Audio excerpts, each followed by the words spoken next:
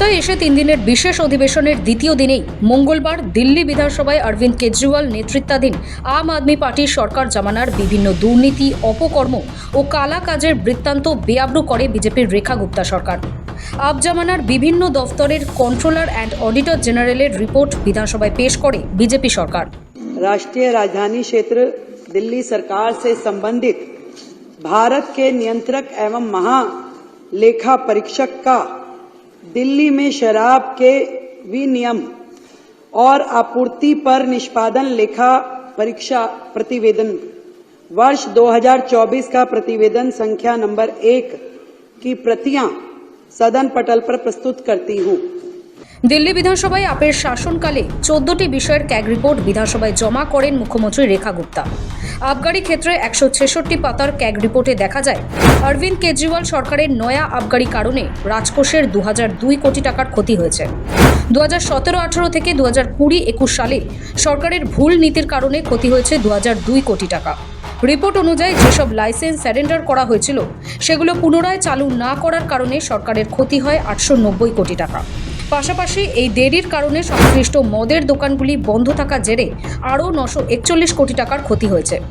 এমনকি করোনা পরিস্থিতির কারণ দেখিয়ে লাইসেন্স প্রাপ্ত ব্যবসায়ীদের কর ছাড় দেওয়ার কারণে আরও 144 কোটি টাকার ক্ষতি হয়েছে।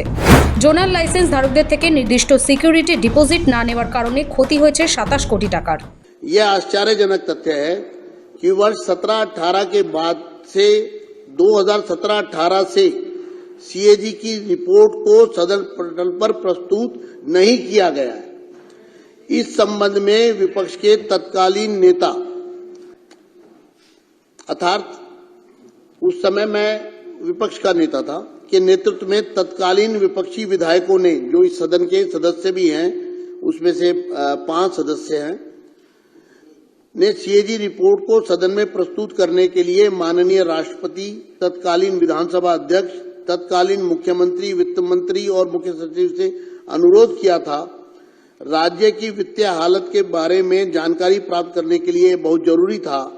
मैं इस बात से बहुत पीड़ित हूं कि सीएजी रिपोर्ट को दबा दिया गया और पिछली सरकार ने इस रिपोर्ट को सदन में प्रस्तुत न करके संवैधानिक प्रावधानों का जानबूझकर उल्लंघन किया।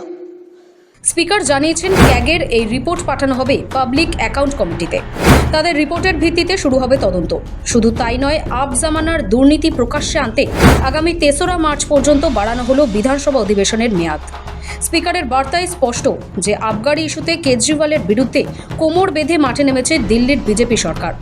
যদিও এই আর্থিক ক্ষতির জন্য বিজেপির দিকে আঙুল তুলেছেন বিরোধী নেত্রী অতিশী মার্লেনা।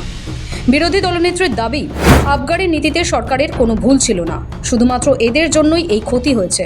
सीएजी रिपोर्ट बताती है कि भ्रष्टाचार 2 तरीके से हो रहा था कि कितनी शराब बेची जा रही थी उसमें भ्रष्टाचार था, क्योंकि जो पैसा सरकार के पास आता था वो हर बोतल के हिसाब से आता था।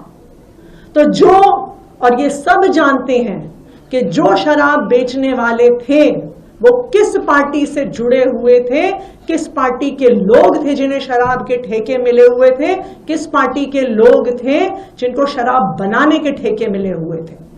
बॉटल बाय बॉटल जब एक्साइज कैलकुलेट होता था तो वो फर्जीवाड़ा करते थे ये दिखाने में कि कितनी बोतलें बेची गईं। 28% से ज्यादा भ्रष्टाचार ये शराब के ठेकेदार कर रहे थे। कितनी शराब बेची जा रही थी उससे 28% कम की रिपोर्टिंग हो रही थी और इन दलालों की जेब में पैसा जा रहा था। ये रिपोर्ट साफ साफ बताती है कि शराब की ब्लैक मार्केटिंग हो रही थी। सब जानते हैं कि किस पार्टी के लोगों के पास इन शराब के ठेके थे। ये सीएजी रिपोर्ट उसी बात को दोहरा रही है जो आम आदमी पार्टी की सरकार ने बार बार कहा कि ओल्ड एक्साइज पॉलिसी से दिल्ली के सरकारी खजाने को, एक्सचेकर को लॉस हो रहा है। ना सिर्फ इतना, इस पॉलिसी की वजह से लगातार स्मगलिंग होके दारू, शराब दिल्ली में आ रही थी। कहां से आ रही थी? उत्तर प्रदेश से आ रही थी, हरियाणा से आ रही थी, सब जानते हैं कि किस पार्टी की सरकार वहां पे है और उस स्मगलिंग से किसको फायदा हो रहा था। নির্বাচন মিটেছে, নতুন সরকারও গড়েছে, কিন্তু তাতেও নামেনি রাজনৈতিক পারদ। নতুন সরকার গড়ার পরেই আপের শেষ দেখে নেওয়ার হুঁশিয়ারিটা পদ্মশিবির দিয়ে দিয়েছিল। এবার সেই শেষ দেখার পর্বই যেন শুরু হলো রাজধানীর বুকে।